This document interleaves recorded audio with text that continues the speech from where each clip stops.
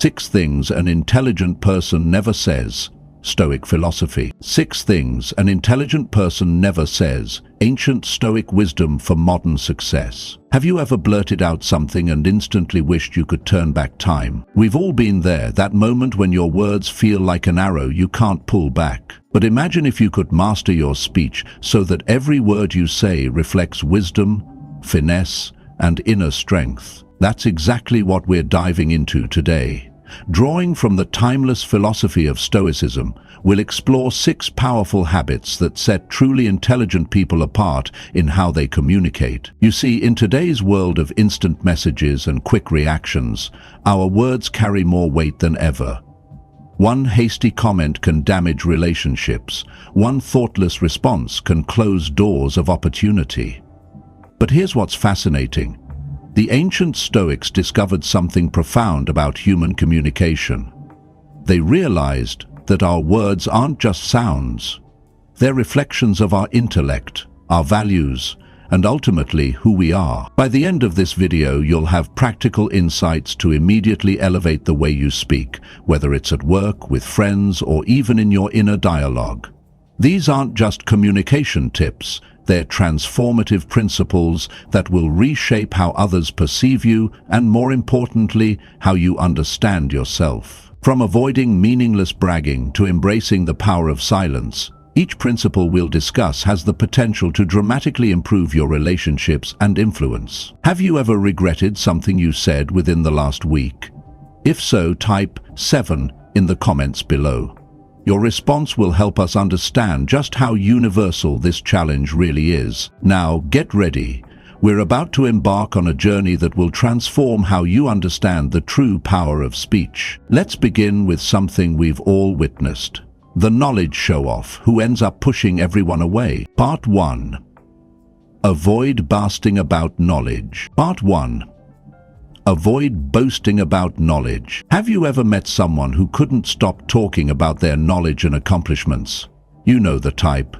They dominate every conversation with their expertise, their achievements, their endless insights. At first you might be impressed, but over time that initial fascination turns into something else. Distance. Marcus Aurelius once wrote, "Nature does not boast about what it creates. True wisdom, like nature, speaks through actions rather than proclamations." This profound insight from one of Stoicism's greatest teachers cuts to the heart of why intelligent people avoid boasting about their knowledge. Let me share a story that changed my entire perspective on this. I once knew a brilliant colleague, let's call him John.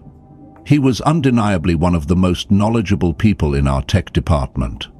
Every meeting became his stage. He'd talk about major projects he'd led, complex technologies he'd mastered, industry trends he'd predicted correctly. At first, people were captivated. Here was someone who clearly knew his stuff. But over time, something shifted. I watched as colleagues began to withdraw, their eyes glazing over whenever John started speaking.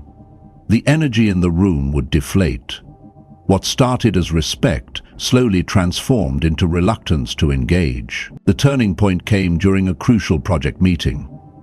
A junior team member had an innovative solution to a problem we'd been struggling with for weeks. But before she could fully explain her idea, John jumped in, dissecting why it wouldn't work, citing 5 similar projects he'd worked on, and steering the conversation back to his preferred approach. Later that day, one of our most respected team leads pulled John aside. What he said was simple but powerful. "Your knowledge is impressive, John, but your need to showcase it is overshadowing everyone else's potential to contribute." This moment perfectly illustrates what Seneca meant when he said, "The person who has lived the most is not the one with the most years, but the one with the richest experiences." True wisdom isn't about accumulating knowledge to display it. It's about using that knowledge to elevate those around you. But here's the deeper question. Why do we feel compelled to boast about our knowledge? Often it stems from a place of insecurity, a need for validation. We fear that if we don't constantly remind others of our expertise, our value might be overlooked. Yet consider this. Have you ever noticed how the truly brilliant minds often speak the least about their achievements? Think about people like Richard Feynman, who could explain complex quantum physics using simple analogies, or Jane Goodall, who let her groundbreaking research speak for itself. So how can we share our knowledge without falling into the trap of boasting? Here are 3 practical approaches I've seen work consistently. First, wait to be asked. When you hold back and share your expertise only when it's specifically requested, people are far more receptive to what you have to say. They're seeking your input rather than having it thrust upon them. Second, focus on the impact rather than the accomplishment. Instead of saying, "I led a team that increased efficiency by 50%, share what you learned from the experience and how others might apply those insights. Third, practice what Epictetus called the art of silence. Before sharing your knowledge, ask yourself, will this genuinely help someone? Or am I just trying to prove my worth? Remember, true intelligence isn't about proving you're the smartest person in the room. It's about making everyone in the room smarter. Your knowledge is most powerful when it empowers others. Speaking of empowering others, there's another crucial habit that sets truly intelligent people apart: how they handle different opinions. In fact, what they never do might surprise you. The key isn't to diminish your expertise. It's to share it in a way that builds bridges rather than walls. As Marcus Aurelius reminded us, the fruit of this life is good character and acts that benefit others, not talk that makes you look superior. If you've ever caught yourself boasting to feel more secure, type wisdom in the comments. Let's acknowledge this common human tendency together and start our journey toward more mindful communication. Part 2. Never dismiss others' opinions. Have you ever felt overlooked in a conversation where your opinion was dismissed before you even had the chance to explain? That sinking feeling in your stomach, as though all your effort and thought were being disregarded in an instant. The worst part? You might even start questioning yourself. Is what I'm saying really not valuable? Marcus Aurelius, one of Stoicism's greatest teachers, wrote, "You cannot learn what you think you already know." These words cut right to the heart of why dismissing others' opinions is not just unwise, it's a form of intellectual blindness. I know this feeling all too well because I've been the one causing it. Early in my leadership role, I was confident, perhaps too confident, in my ability to make quick judgments. During one particular meeting, a colleague suggested an innovative approach to improve our workflow. Without thinking twice, I interrupted, dismissing it as impractical. "We've tried similar things before," I said, waving my hand dismissively. "It won't work here." The silence that followed was deafening. The hesitant glances between team members, the way the energy drained from the room. I was oblivious to it all at the moment. But later that day, a trusted colleague pulled me aside and said something I'll never forget. "Maybe you should have listened a bit longer. That idea wasn't as bad as it sounded at first." That comment hit me like a wake-up call. Not only had I lost an opportunity for potential innovation, but I had also unintentionally created a culture of reluctance within my team. Who would want to share ideas in an environment where they're shot down before they can even finish explaining? Seneca, another Stoic philosopher, observed, "The person who teaches learns twice." This wisdom reveals a profound truth about dismissing others' opinions. When we shut down someone's perspective, we're not just rejecting their ideas, we're closing ourselves off from learning and growth. Think about it. How often have you had an initial reaction to an idea, only to find value in it after giving it more thought? Our first judgments are often colored by our own biases and limitations. When we dismiss others' opinions, we're essentially saying, "My current understanding is complete. There's nothing more to learn here." But here's what I discovered through my journey of transformation. Listening doesn't mean agreeing, it means giving respect and opening yourself to learning. Even if an idea doesn't initially seem viable, the process of understanding someone else's perspective often leads to unexpected insights. In subsequent meetings, I began practicing what I call the curiosity pause, taking a breath before responding to any suggestion. Instead of thinking, "How can I counter this idea?" I started asking myself, "What can I learn from this perspective?" The results were remarkable. Team members who had been quiet began contributing breakthrough solutions I had never considered. Ideas that seemed impractical at first glance often contained valuable elements that, with some refinement, led to significant improvements. Epictetus teaches us, "We have 2 ears and 1 mouth so that we can listen twice as much as we speak." This isn't just clever wordplay, it's a fundamental principle of intelligent communication. When we dismiss others' opinions, we're not just shutting down ideas, we're shutting down the human connection that makes meaningful collaboration possible. So, how can you apply this wisdom in your daily interactions? Start by practicing these 3 principles. First, embrace what I call active curiosity. When someone shares an opinion, imagine you're a detective trying to understand their perspective. Ask questions that help you see the full picture before making any judgments. Second, look for the grain of truth. Even in ideas you initially disagree with, there's often a valuable insight waiting to be discovered. Train yourself to find it. Third, practice humility. Remember that your current understanding, no matter how extensive, is always incomplete. Every person you meet knows something you don't. The transformation in my team was profound. Not only did we generate better ideas, but the entire atmosphere shifted. People felt heard, respected, and valued. Innovation flourished because everyone knew their perspectives would be given fair consideration. Remember, dismissing others' opinions isn't just about being polite. It's about recognizing that wisdom often comes from unexpected sources. When you truly listen to others, you're not just showing respect, you're opening yourself to possibilities you might never have considered on your own. As we move forward to our next point about handling complaints effectively, ask yourself, how many valuable insights have you missed by being too quick to dismiss others' opinions? The answer might surprise you. The key message here is simple but powerful. Every person carries a piece of the truth, and true wisdom lies in being open to discovering it, even in the most unlikely places. Part 3. Refrain from purposeless complaining. Imagine someone like Peter, a middle-aged professional with years of experience. Every conversation with him becomes a litany of complaints, from inefficient co-workers to the perpetually malfunctioning office coffee machine. You probably know someone like this.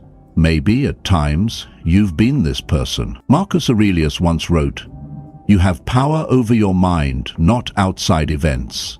Realize this, and you will find strength." These words, penned nearly 2 millennia ago, strike at the heart of why complaining without purpose drains not only our energy, but also diminishes our influence. Let me share a story that transformed my understanding of this principle. Early in my career, I worked with a colleague, let's call him David.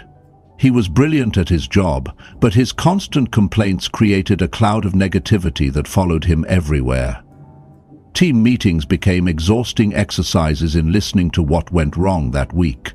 Client interactions turned into subtle grievance sessions. One day, during a particularly challenging project, our team faced significant setbacks.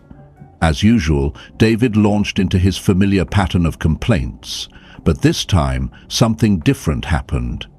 A senior mentor quietly pulled him aside and asked a simple yet powerful question. "David, what solutions have you considered?" That question hung in the air like a revelation. It wasn't just about stopping complaints, it was about redirecting that energy towards something constructive. This moment perfectly illustrated what Seneca meant when he said, "While we are postponing, life speeds by." Every moment spent in purposeless complaint is a moment lost to potential action. But here's the crucial distinction. Not all complaints are created equal. There's a world of difference between constructive criticism aimed at improvement and endless grumbling that serves no purpose. Think about it. Complaining about traffic doesn't clear the roads, and grumbling about the weather won't stop the rain. So how do we break free from this habit? Start by asking yourself one simple question whenever frustration arises. What can I do about this? If the answer is nothing, then practice the Stoic art of acceptance. If there is something you can do, channel that energy into action. Here's a practical framework I've developed from years of studying Stoic philosophy and modern psychology. First, pause before you speak. Is this complaint serving a purpose, or am I just venting? Second, if you must voice a concern, frame it as a problem-solving opportunity. Instead of saying, "This project is a disaster," try, "Here's what we could adjust to improve our outcomes." Third, practice what Epictetus called the discipline of assent, choosing which thoughts to engage with. Not every frustrating thought needs to become a voiced complaint. Remember David? After that pivotal conversation, he began transforming his complaints into questions. How could we streamline this process? What if we approached this differently? The change in team dynamics was remarkable. People stopped avoiding him and started seeking his input. But here's what's fascinating. The real transformation wasn't in how others perceived him, but in how he experienced his own daily challenges. By redirecting his energy from complaint to solution, he discovered what the Stoics knew all along. Our power lies not in controlling external events, but in choosing our response to them. Think about your own patterns. When was the last time you caught yourself in a cycle of purposeless complaints? What might have changed if you had channeled that energy differently? The truth is, complaining often feels like action, but it's usually a substitute for real change. As Marcus Aurelius reminded us, waste no more time arguing about what a good person should be. Be one. So, the next time you feel the urge to complain, pause. Ask yourself, is this serving a purpose? Am I part of the problem or part of the solution? Remember, every word you speak is a choice that either moves you toward wisdom or away from it. Let's transition to our next principle, which builds directly on this foundation of mindful speech. The power of keeping your promises. Part 4. No empty promises. Have you ever felt the weight of a broken promise? Not the kind that shatters dramatically, but the small, everyday commitments that slowly crumble away. These seemingly minor betrayals might appear insignificant, but they leave invisible scars on our relationships and our character. Marcus Aurelius once wrote, "Waste no more time arguing about what a good man should be. Be one." This profound insight cuts to the heart of our relationship with promises and integrity. Let me share a story about Greg, a 50-something professional I once mentored. Like many of us, Greg had the best intentions. He was known for his enthusiastic yes to every request, helping colleagues with projects, attending community events, joining family gatherings. His calendar was a maze of commitments, each marked with confident check marks of anticipated completion. But here's where the story takes a turn. Greg's promises began to unravel, not with dramatic crashes but with quiet disappointments. One missed deadline led to another. Family dinners were postponed, then forgotten. Team projects stayed in perpetual, almost done status. The breaking point came through his teenage daughter's simple note. "Dad, we just want you to mean it when you say it." 7 words that carried the weight of countless disappointed expectations. Think about it. How often do we say yes, not because we can, but because we fear saying no? How many times have we promised "I'll get to it this week" when our schedule is already bursting at the seams? Seneca, another Stoic philosopher, observed, "The greatest loss of time is delay and expectation, which depend upon the future."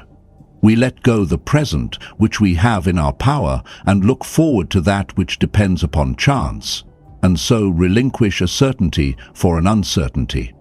This brings us to a crucial understanding. Empty promises aren't just about failing to deliver, they're about undermining the very foundation of trust we build our relationships on. Each unfulfilled commitment, no matter how small, deposits a grain of doubt in others' minds about our reliability. So how do we break this cycle? Let's explore 3 practical strategies that have helped not just Greg, but countless others I've worked with. First, embrace the power of the pause. Before responding to any request, take a deliberate breath. Ask yourself, Do I have the resources, time, energy, and capability to fulfill this promise? If uncertainty creeps in, it's better to say, let me check my commitments and get back to you, than to offer a hasty yes. Second, practice the art of the honest no. Remember, declining a request isn't about rejecting the person, it's about respecting both their time and yours. Instead of saying, I'll try, which often masks an inevitable no, try this. I want to be honest, I don't think I can give this the attention it deserves right now. Third, underpromise and overdeliver. This isn't about sandbagging, it's about building a reputation for reliability. When Greg learned to say, I'll have this to you by Wednesday instead of first thing tomorrow, and then delivered on Tuesday, something remarkable happened. People began to trust not just his promises, but his judgment. The transformation in Greg's life wasn't immediate, but it was profound. He began saying no to requests he couldn't genuinely accommodate. When he did commit, he followed through consistently. Over time, his relationships deepened, his stress decreased, and most importantly, his word became his bond. But here's the deeper truth about promises. They're not just about managing expectations or maintaining relationships. They're about something far more fundamental, our integrity. Every promise we make is a contract with ourselves as much as with others. When we break them, we don't just disappoint others, we erode our own self-trust. As Epictetus wisely noted, first say to yourself what you would be, then do what you have to do. This simple yet powerful guidance reminds us that our words shape our reality, and our promises define our character. Ask yourself, how many unfulfilled promises are weighing on your conscience right now? What would it feel like to enter each day knowing that your word is unquestionably your bond? The path to integrity isn't about making fewer promises. It's about making promises we can keep and keeping the promises we make. It's about understanding that every yes carries the weight of our character, and every fulfilled commitment builds the foundation of trust that sustains our relationships. Remember, in a world where words often feel cheap, your fulfilled promises become your signature. Make them count. Part 5. Don't deny your mistakes. Have you ever felt that admitting a mistake is like exposing your weakness for everyone to judge? That gut-wrenching moment when you realize you've messed up and your first instinct is to hide it or make excuses. I used to think that way too, until one experience completely transformed my perspective on handling mistakes. Marcus Aurelius once wrote, "If someone is able to show me that what I think or do is not right, I will happily change, for I seek the truth, by which no one was ever truly harmed. It is the person who continues in their self-deception and ignorance who is harmed." Let me share a personal story that deeply resonates with this wisdom. A few years ago, I was leading a major project at our firm. The pressure was intense, tight deadlines, high stakes, and a team counting on my leadership. In my rush to meet an urgent deadline, I overlooked some critical details in a financial report. These weren't minor oversights. They were significant enough to cause my team to face harsh criticism from upper management. When the mistakes came to light, I felt that familiar urge to defend myself. You know that moment when your mind races to find explanations, the impossible timeline, the overwhelming workload, the lack of resources. But deep down, I knew that would only erode the trust I'd worked so hard to build. Instead, I chose to do something that terrified me. At the next team meeting, I took full responsibility. I acknowledged my oversight, apologized to my team, and outlined specific steps to prevent similar mistakes in the future. The response wasn't what I expected. Instead of judgment or disappointment, my colleagues appreciated my honesty. Some even thanked me for setting an example of accountability. But here's what's fascinating about mistakes. They reveal something profound about our character. Epictetus taught us, it is impossible to begin to learn that which one thinks one already knows. When we deny our mistakes, we're not just hiding from others, we're hiding from growth itself. Think about it. Does denying an obvious mistake actually improve your image? Or does it make you appear less trustworthy, less authentic? The courage to admit your faults isn't a sign of weakness. It's a declaration of confidence in your ability to learn and improve. So how can you apply this wisdom in your own life? Start with self-awareness.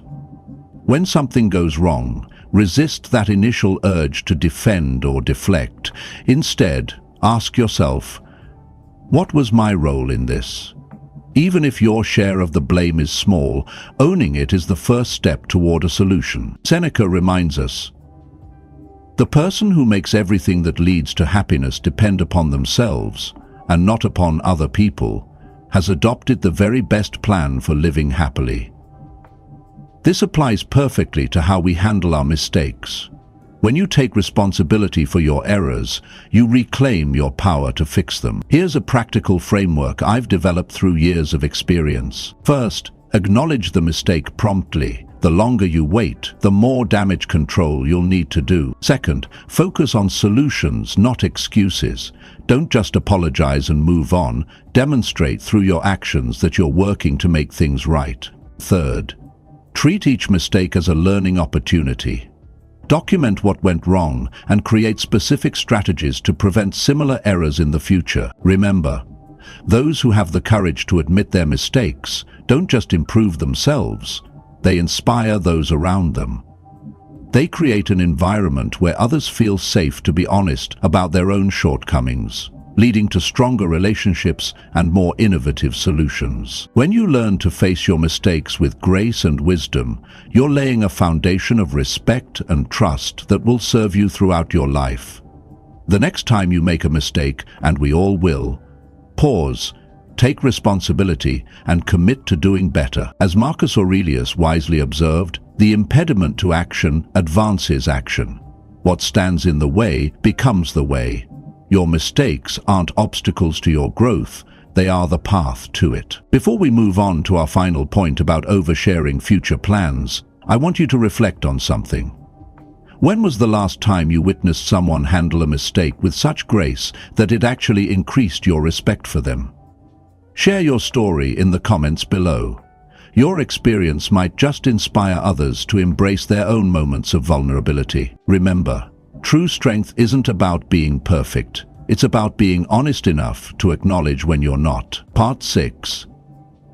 Don't overshare future plans. Have you noticed how some people constantly talk about all their grand future plans, yet rarely seem to achieve them? In our age of social media and instant sharing, we've developed a dangerous habit, announcing our intentions before they've even begun to materialize. The ancient Stoics understood something profound about this tendency that's more relevant today than ever before. Seneca, one of Stoicism's greatest teachers, wrote, "Silence is a lesson learned through life's many sufferings."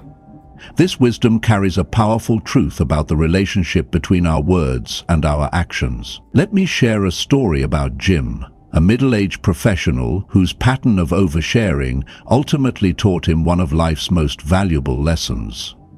Jim was well known in his circle for enthusiastically announcing every new project, goal, or intention.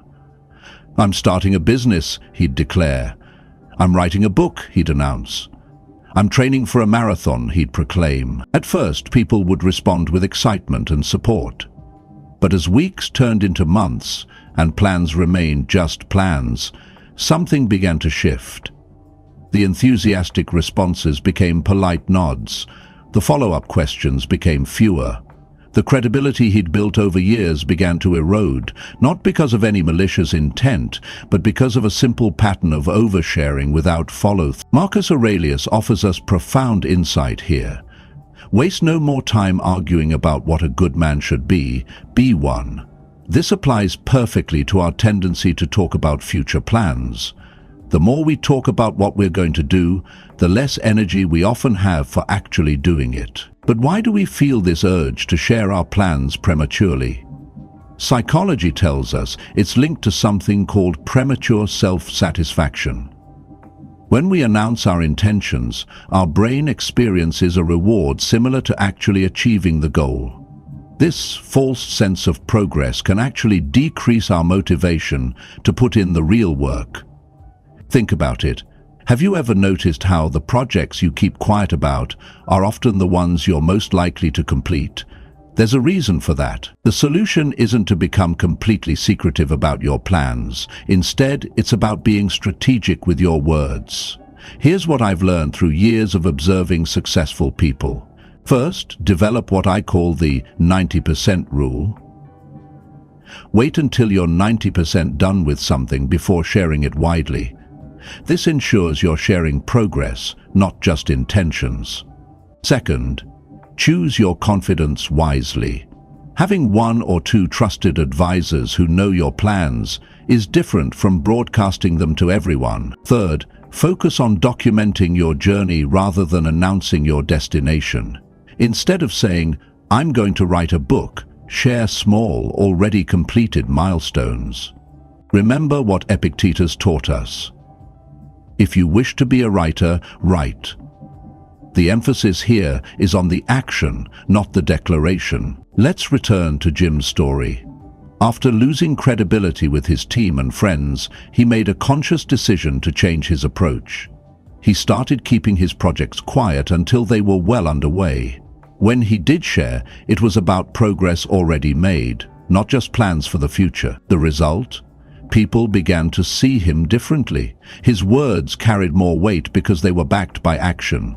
His announcements became celebrations of achievement rather than declarations of intent. Ask yourself, how many of your current plans have you already shared? Are they moving forward at the pace you initially declared? The Stoics teach us that true strength lies not in what we say we'll do, but in what we're quietly doing right now. Your actions should be so loud that you don't need to announce your plans. People will see them unfolding before their eyes. Here's the paradox. The less you talk about your future plans, the more likely you are to achieve them. It's not about keeping secrets. It's about maintaining the energy and focus needed for actual achievement. So, the next time you feel the urge to share an exciting new plan, pause. Ask yourself, am I sharing this to get validation, or am I sharing because I've already taken significant steps toward this goal? Remember, the world doesn't need to hear about every goal you set, but it desperately needs to see those goals achieved. Let your actions speak first, and let your words follow only when they have something real to confirm. That's the true mark of an intelligent communicator.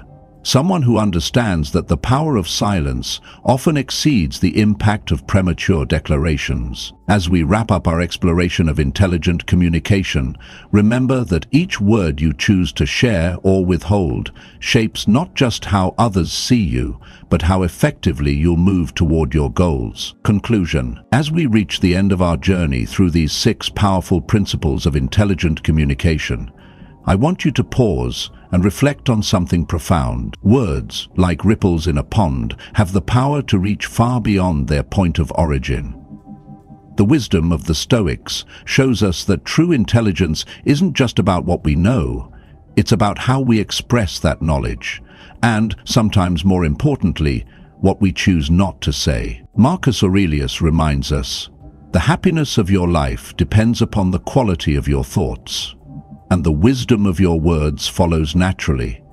This ancient truth resonates powerfully in our modern world, where every word we speak can either build bridges or create barriers. You've learned about the importance of humility in sharing knowledge, the power of listening before dismissing, the wisdom in constructive rather than empty complaints, the strength in keeping promises, the courage in admitting mistakes, and the discipline in guarding our future plans. But this isn't just about avoiding certain phrases. It's about transforming how you show up in the world. Each conscious choice you make in your communication is like planting a seed of credibility, trust, and respect that will grow throughout your personal and professional life. If you found value in these insights and are committed to elevating your communication, I invite you to join our community of thoughtful individuals striving for personal growth. Hit the subscribe button and turn on notifications to ensure you don't miss our upcoming discussions on practical wisdom for modern life. What resonated most with you today? Share your thoughts in the comments below by writing, "I choose wisdom," followed by the principle that impacted you most. Your perspective might be exactly what another member of our community needs to hear. Remember, every great journey begins with a single step. The path to more intelligent, mindful communication starts with your very next conversation. Let's walk this path together. Thank you for investing your time in personal growth today.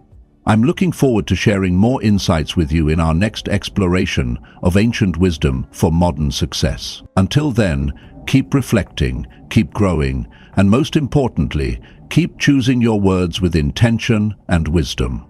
I'll see you in our next discussion, where we'll continue uncovering more treasures of practical wisdom together. Stay mindful, stay wise.